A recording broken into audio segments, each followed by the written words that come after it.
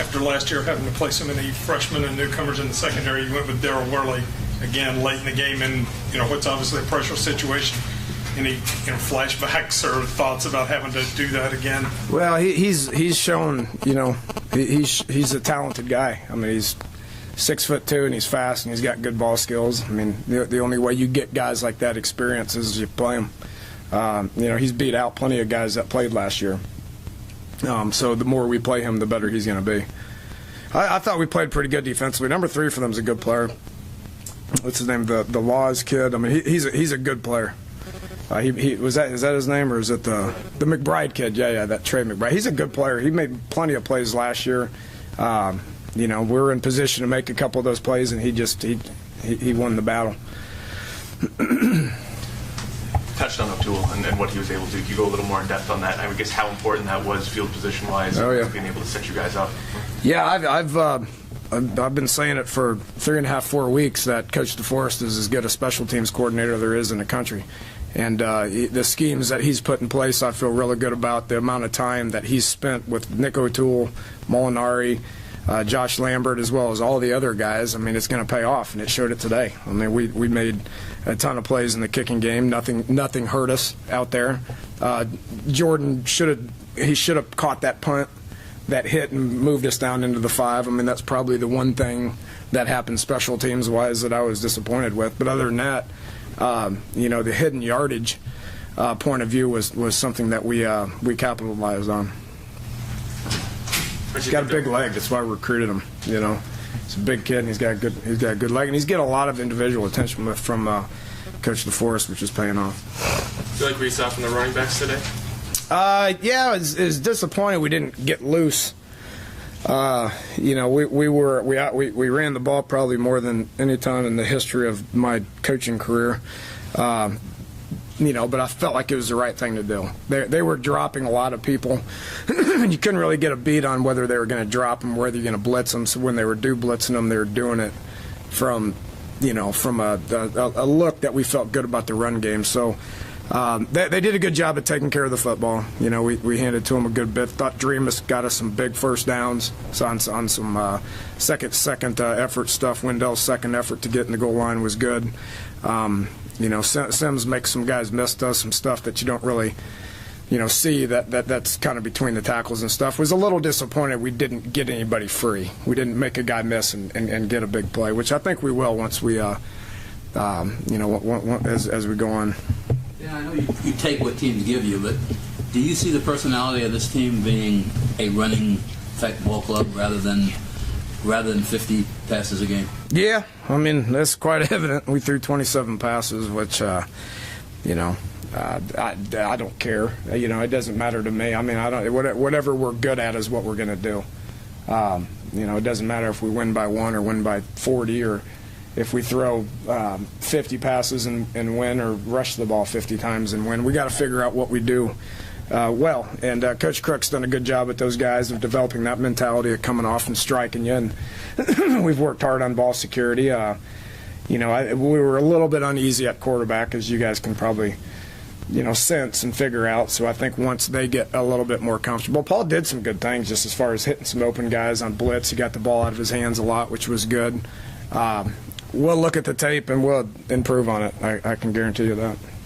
When you went back to Paul, did you know you were sticking with him the rest of the way, or were you just going to give him a few more series and he showed you that he deserved to stay in at that point? Yeah, I felt better about him just in the 3 drives that Paul did. And Clint's going to keep getting a bunch of reps, and he's going to continue to get better because what he's lacking is snaps in our offense, the communication, the getting the signals and relaying that to the rest of the offensive guys, and then obviously making the plays. His eyes weren't in the right place several times, which cost us and resulted in a couple of 3-and-outs. He'll be able to improve on that. It has nothing to do with his ability. He'll be able to improve on that with just a bunch of snaps, and I would expect him to work hard on getting better and be ready when we need him.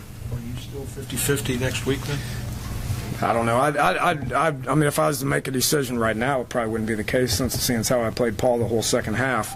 But with that said, I mean, we'll look at the tape. There's some things that happened out there that I can't tell until we look at the tape with different checks and, some decisions, but definitely felt a bit more comfortable with Paul. It seemed like the tempo really picked up in the second half, especially at the beginning with the offense. Was that a discussion you had at halftime with Paul? Yeah, I would say so. He did. I mean, he completed like 80% of his passes. I mean, he was pretty accurate. We just, again, when we fell behind, we were a little bit more interested in doing what we got to do to be able to get back into the game and win, which I felt like we did that. Felt like we were getting enough in the run game to be able to move the ball down and seal it there in the fourth quarter. And again, I said the first quarter, I thought our tempo was great offensively. And then we sat there and we moped around for 4 or 5 series, and then we talked about that at halftime. We came back out and we played much quicker in the second half.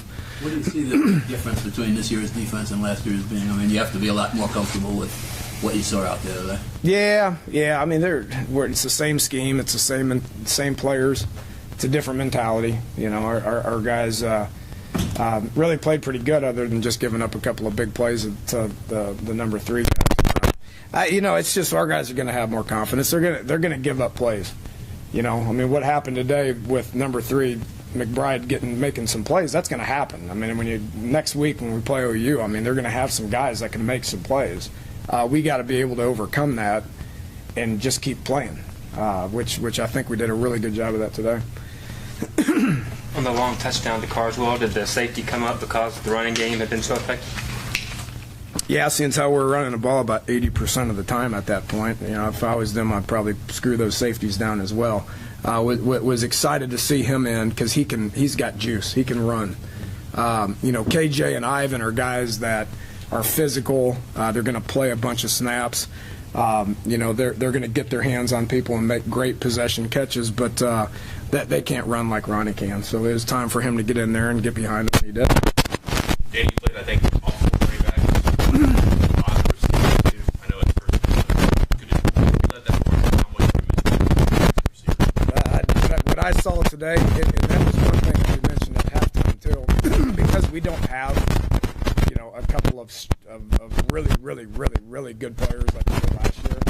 I want guys that are 100% fresh. So I don't care if it's every snap or every other snap or every third snap. We're going to be rotating a lot of bodies in there. I would assume that we would play harder, we would play faster. We would have the ability to make more plays if we have fresh bodies in there. And it was hot out there today. It was probably the hottest day that we've had since we started August 1 camp. So we feel good about the bodies that we played. We'll evaluate it, and the way we pick our position guys is just because you're a starter doesn't mean you're going to play 50% of the reps. Just depending on how good you get is going to be, and how many reps you can handle is going to be the percentage that you actually play. You can play with 4 receivers at a time. You can only really play 2 backs. Can you play, or is it hard enough just to get 3 backs and receivers? We played a lot of 3 back. Cody being one of the 3. I mean, it's like a 2 halfbacks, right? Right. That's like 4, and you cut off 3 maybe, or You got any ideas? No. Yeah. I've never done 4 running backs. I mean, she's looking at this. We probably ought to. I don't know. I've said Charles probably could be one of our best receivers. We just lined him up there. You're going to run it 80% of the time, like you're saying. There might be. I never said that. We did have a quarterback complete 80-some% of his passes, so I was happy with that. Did you run out of positions for Pat Eager to play today? Played a lot, didn't he? That was our plan. I mean, Pat was team captain for a reason. He's got the ability to be able to play guard, center, guard. And just because Pat didn't start didn't mean that Pat probably played the majority of the snaps from an offensive lineman. He wasn't a starter. That's just his role. He's embraced it, and he's good at it. And what is your main concern heading out of this? Is it lack of big plays?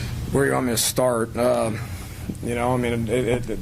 going to a place that's incredibly hard to play. I mean, they're very well coached. They got lots of good players. We're very inexperienced. We had one guy make a big play, but we'll watch the tape and we'll try to get better at a few of them. Okay, thanks, Coach.